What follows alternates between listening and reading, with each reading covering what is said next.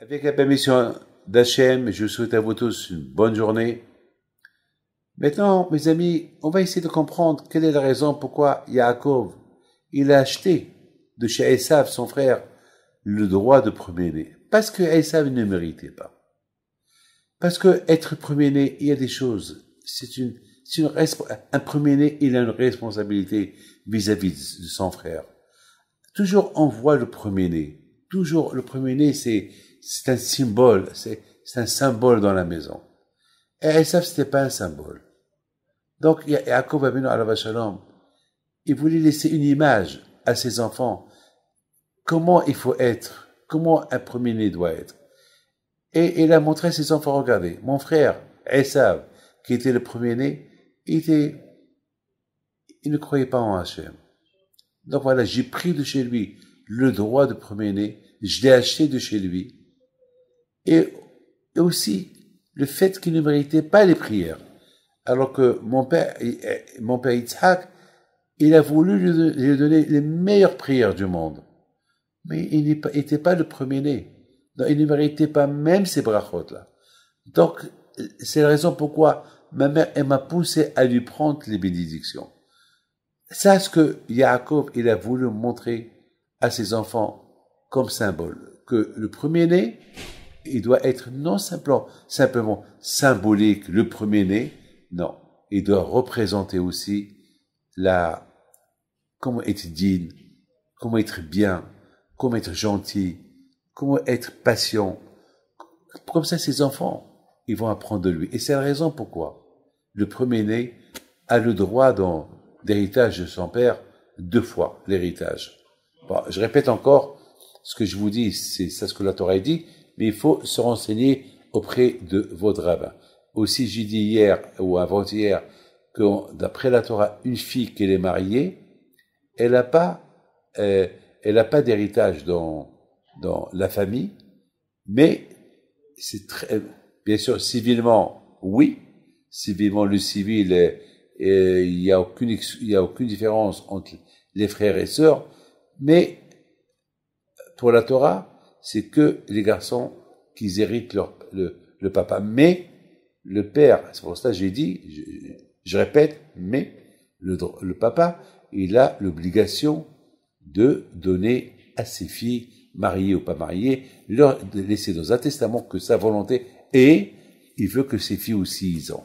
Comme ça, les filles, ils n'ont pas de problème. Vous savez, mes amis, je me rappelle au Maroc, combien des fois il y avait des histoires, parce que il y a eu, comment ça s'appelle, lorsque au partage de l'héritage, eh ben, les filles aussi ils veulent, et il y avait des histoires. Là aussi, c'est beaucoup des fois, il y a la guerre, même entre frères.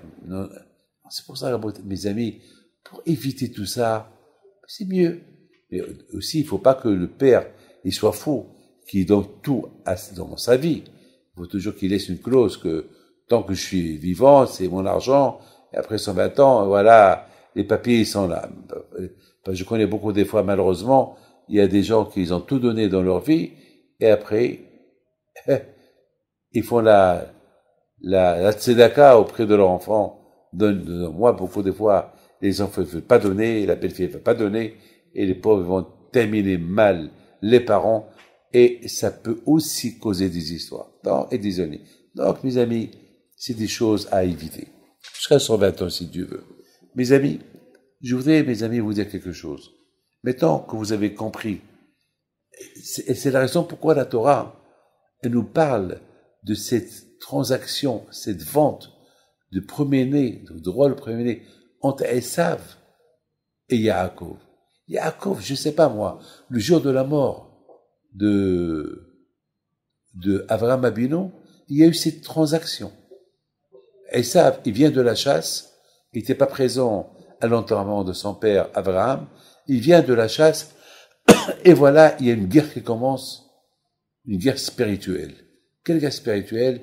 Et ça veut dire à son frère, donne-moi à manger.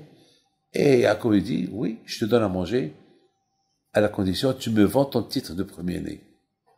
Et Esav lui dit, c'est quoi le titre de premier-né? Et Yaakov lui explique, le titre de premier-né, c'est important, tu as 2 fois la bénédiction d'Hachem, et tu vas travailler dans le temple, au Beth Amikdash, et tu seras, on va te faire Pidyon Ben, et tu auras droit à 2 parts dans l'héritage. Et ça, il a commencé à rigoler. De toute façon, moi, je suis pas croyant. Quant à l'héritage, je prendrai ce que je veux de l'héritage de mon père. Et Beth Amikdash, je veux pas travailler. Il a commencé à se moquer. En plus, ça m'intéresse pas d'être spirituellement le premier-né et qu'on me fait Pidyon Ben, je n'y crois pas. Alors, je te vends mon droit. Donc, Yaakov Abino, il a eu raison. D'acheter le droit de premier-né, le titre de chez son frère. La preuve, voilà. Il n'est pas exemplaire. Il va être exemplaire, il va être le symbole acquis. C'est mamash contre la Torah. Donc, c'était important que cette transaction, elle est écrite dans la Torah. Et c'est ça le papier. Le papier, parce qu'il n'y a pas eu de papier de transaction entre Yaakov, qu'il a acheté le droit de premier-né de chez Esav. Il n'y a pas eu, mais c'est écrit dans la Torah. Cette histoire, elle est écrite dans la Torah. Donc, pour nous, Yaakov, c'est lui le premier-né, puisque la Torah, elle confirme que Yaakov, il a acheté, et la Torah, elle confirme, elle a écrit, voilà, la Torah, c'est le titre, c'est la garantie, c'est le certificat que Am Israël, ils sont le premier-né chez Akadosh Baruch Hu, et c'est la raison pourquoi nous avons ces mitzvot là de faire Pidyon Ben, et que le garçon premier-né, il a droit à 2 parts dans l'héritage de son père après 120 ans, et pourquoi? Parce qu'il est exemplaire pour ses frères, et voilà. Donc le premier-né, il a le choix, ou d'être exemplaire pour ses frères, ou bien non, mais je conseille qu'il soit. Voilà, que Hachem vous protège à vous tous, et vous donne la santé et la joie. Amen.